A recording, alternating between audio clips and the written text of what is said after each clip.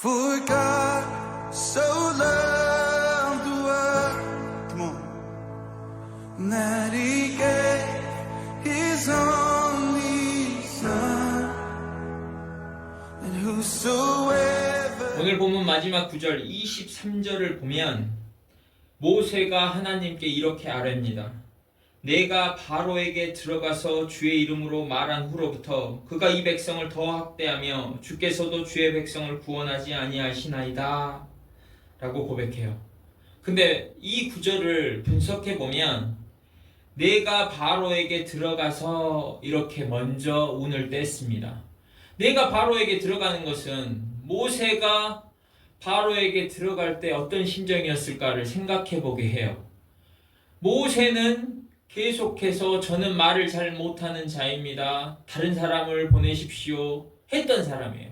그러니까 말을 잘 못한다는 그 핸디캡을 가지고 있는 사람.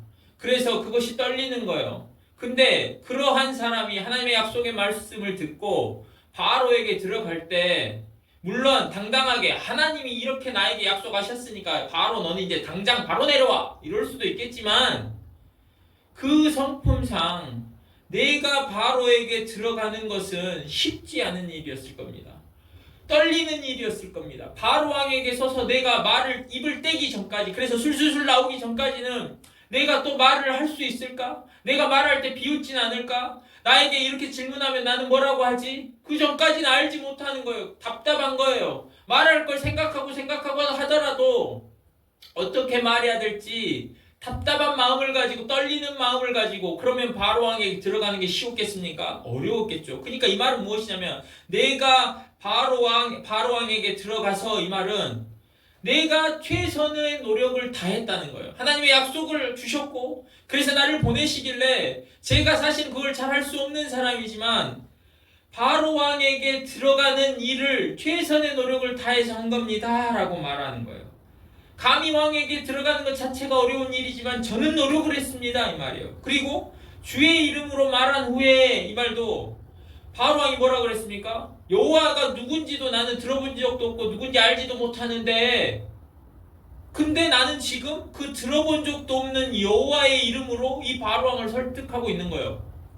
그러니까 쉽겠어요? 저는 그 바로 왕이 여호와의 이름도 모른다고 하는데 그런데도 불구하고 당신의 이름으로 바로 왕을 설득하려고 또 노력했던 자입니다. 즉 저는 제 책임을 다했습니다. 저는 제 할 바를 다했습니다. 저는 최선을 다하고 노력을 다했습니다 하는 걸 어필하는 거예요. 그런데도 오히려 바로 왕이 거기서 설득을 당할 걸 기대하고 계획했을 것인데 그렇지 않았어요. 오히려 이 백성을 더 학대했어요. 그러니까 일이 점점 꼬여간 거죠. 계획한 대로 된 것이 아니었어요. 그리고 마지막에 주께서도 주의 백성을 구원하지 아니하시나이다. 바로 왕은 이스라엘 백성을 억압하고 학대하고 그런데 주님께서는 그 상황에서 그러면 주의 백성을 구원해 줘야 되는데 주께서도 바로 왕처럼 주께서도 이스라엘 백성을 전혀 구원해 주시지 않았습니다. 이 말은 저는 그러한 노력을 했는데 하나님께서는 정작 나를 보내셔놓고 왜 이스라엘 백성들이 바로 왕에게 학대당할 때 구원해 주시지 않았습니까? 왜 이스라엘 백성들에게 개입하셔서 그 바로 왕의 억압을 막아주지 않으셨습니까? 그러니까 이스라엘 백성의 지도자들이 저한테 뭐라 하는 거 아닙니까? 저는 하나님이 시킨 대로 했는데 그 화살은 제가 맡고 있습니다. 이스라엘 백성의 지도자들이 하나님한테 오히려 하나님께서 나를 살피시고 모세를 살피고 그 판단하셔가지고 형벌을 내리실 거라는 그렇게 말하지 않습니까? 왜 하나님께서도 아무 일도 안 하십니까? 즉 왜 노력을 안 하십니까? 이거예요. 나는 이런 노력을 했는데 나는 말도 잘 못하고 벌벌 떨림에도 불구하고 그 바로 왕에게 들어가서 하나님도 모른다는 그 하나님의 이름으로 그를 설득하려고 했는데 왜 주님은 아무것도 안 하십니까? 하는 거예요. 모세가 바로에게 들어간 것은 모세가 오랜 기간 믿음의 훈련을 하고 숙련을 하고 성숙했기 때문에 들어간 것이 아니잖아요. 이제 그 불꽃 떨기나무 속에서 하나님의 음성을 듣고 이제 막 믿음을 가지고 바로 왕에게 들어간 첫걸음을 뗀 것과 같습니다. 그렇다면 하나님께서 조금 더 도와주셨어야 되는 거 아닌가? 최소한 이스라엘 백성의 지도자들은 좀 후원을 지지를 하도록 했어야 되는 거 아닌가 싶어요. 그런데 그들마저 돌아섰죠. 저주했죠. 그러면 모세가 그 얼마나 이 뚫고 가기가 어렵습니까? 왜 하나님께서 도와주시지 않는가 하는 거예요. 그것은 한 가지입니다. 물론 이스라엘 백성을 출애굽시키는 것 중요해요. 그러나 그 이스라엘 백성을 출애굽시키는 시기를 당기는 것보다 더 중요한 것은 이 모세를 하나님의 사람으로 지도자로 만드는 거예요. 그 하나님의 사람은 그냥 됩니까? 하나님의 사람이 되기 전에 뭐가 있습니까? 모세라는 사람이 있어요. 모세로 가득 차 있는 사람. 그러면 모세로 가득 차 있는 그 모세라는 사람에게서 모세의 것들을 걷어내고 하나님으로 채워야 될 거 아니에요. 그 과정과 훈련이 필요한 겁니다. 이 모세는 어떤 사람입니까? 우리가 23절에서 봤지만 내가 바로왕에게 들어갈 수 없는 사람임에도 불구하고 말을 못함에도 불구하고 들어갔던 그 노력을 했던 사람이고, 여호와 이름도 모른다고 하는 바로왕을 설득해가지고 바로왕에게 그 이스라엘 백성을 보내도록 하려고 그 노력을 했던 사람, 즉 자신의 노력을 강조하는 사람이에요. 자신의 노력을 강조하는 사람은 자기를 자랑하는 사람이에요. 결국에는 일이 잘 되면 내가 이만큼 노력해서 이렇게 된 것 같아요. 아유, 내가 그 여호와의 이름도 모르는 바로를 설득하니라 얼마나 진땀 흘리는 줄 알아? 내가 하나님의 이름을 이렇게 차근차근 설명해 주니까 그때서야 고개를 끄덕이더라고. 이럴 거 아니에요. 여러분, 자신의 그 노력 사이사이에 간간히 하나님의 이름을 조금씩 끼워 넣어서 하는 사람이 내 노력을 강조하는 사람입니다. 그러지 않을 것 같죠? 하나님의 이름만 높일 것 같은데 내 노력을 강조하는 사람들이 수도 없이 많습니다. 그런 사람들이 하나님의 사람이 되려면 그 부분을 깎아내고 도려내고 다듬는 과정이 필요하지 않겠어요?